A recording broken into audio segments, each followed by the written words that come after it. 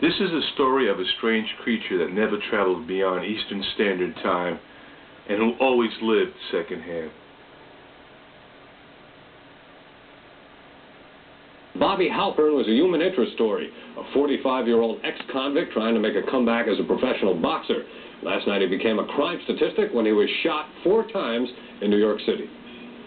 44-year-old ex-convict Bobby Halpern was booked for a heavyweight main event May 15th at Madison Square Garden. His opponent, Guy the Rock Casale, just 22 years old, ended the fight with a right cross to the chin in the 3rd round. In 1959, Halpern was convicted on armed robbery and kidnapping charges and served 17.5 years. Late Thursday afternoon, Halpern was shopping for a suit in a clothing store in the Bronx. He had grown up in this neighborhood. 2 men walked in and opened fire on Halpern, one with a shotgun, the other with a revolver. Police said Halpern was shot in the chest at point-blank range after he had apparently been knocked to the ground by the shotgun blast. Police said it was a definite hit and not a robbery because no money was taken or asked for. Halpern is now in critical condition. Dave Martin, ABC News.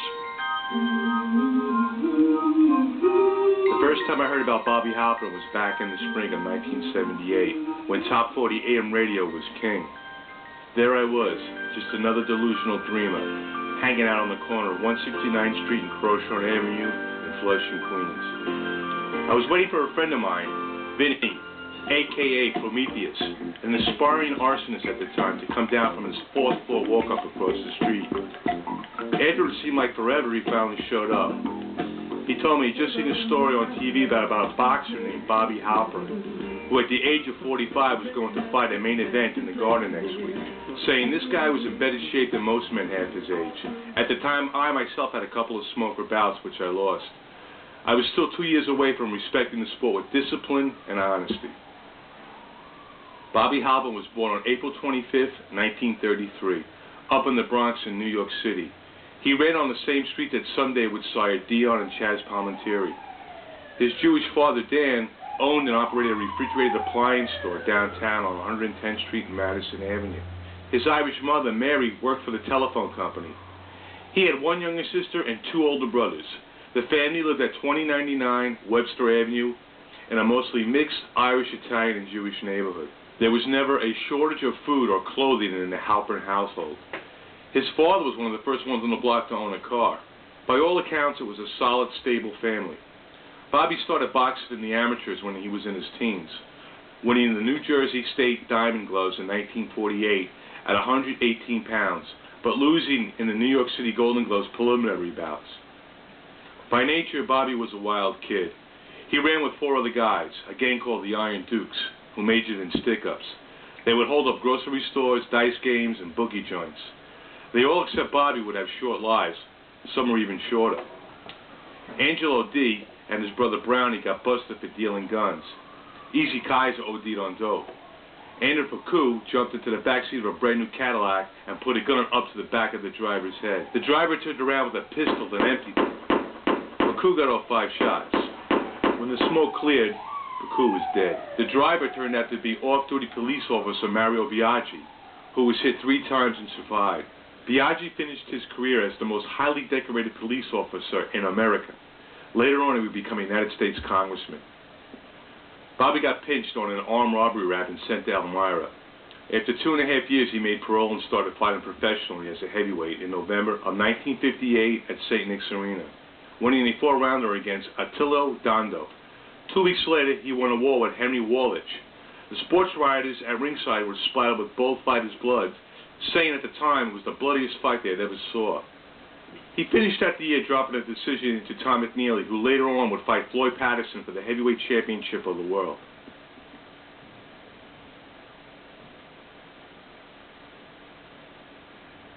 Bobby always had an eye for the ladies. He was involved in a lover's triangle that included Mary Ann Lynn and George Calito. It seems Miss Lynn broke up with Bobby and started seeing Calito. Fuming, Bobby stormed into Calito's 2nd floor apartment waving a pistol, then tying him up.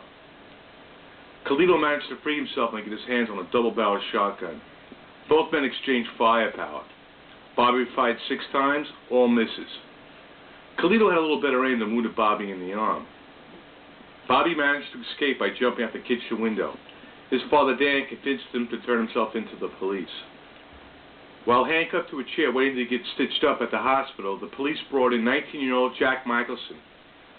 Michelson identified Halpern as one of the two men 5 months earlier who had kidnapped, beaten, and robbed him of his money and car. The second man was never identified. There was no other evidence linking Bobby to the crime. No fingerprints. Nothing. Just his kid's testimony. On November 13, 1959, it took the jury 7 hours to find Bobby guilty on 5 counts of kidnapping, second-time offender, robbery, grand larceny, and assault, all adding up to 20 years to life. Some legal insiders say that the criminal justice system juiced up the charges just to keep Bobby off the streets. While most young men in their mid-20s take their first step into social society, Bobby, at the age of 27, took his first steps into hell.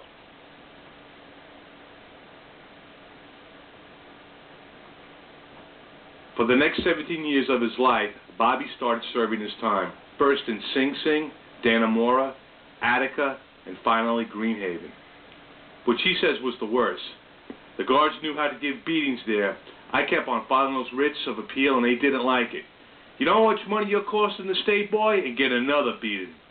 But between prison fights, solitary confinement, and writing appeals, one thing Bobby always did religiously, and that was train, train, train, and train. He even played a little baseball.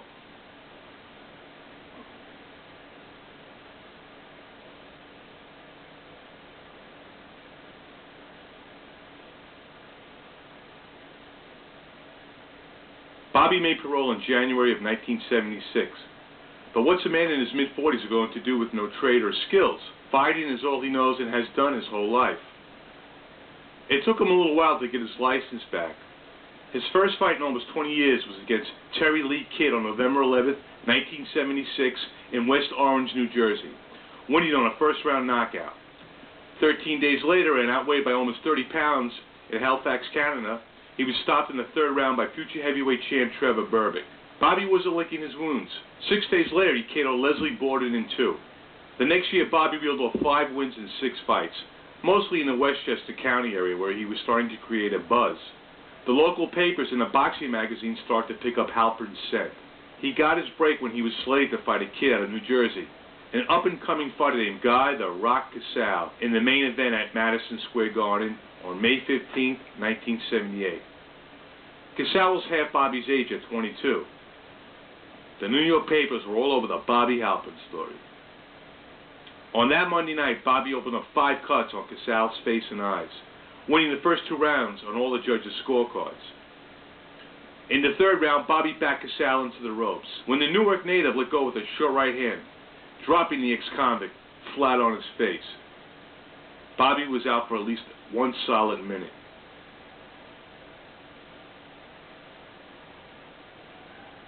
Ten days after the Casale fight, Bobby was strutting down 187th Street, still the neighborhood hero, even after the loss.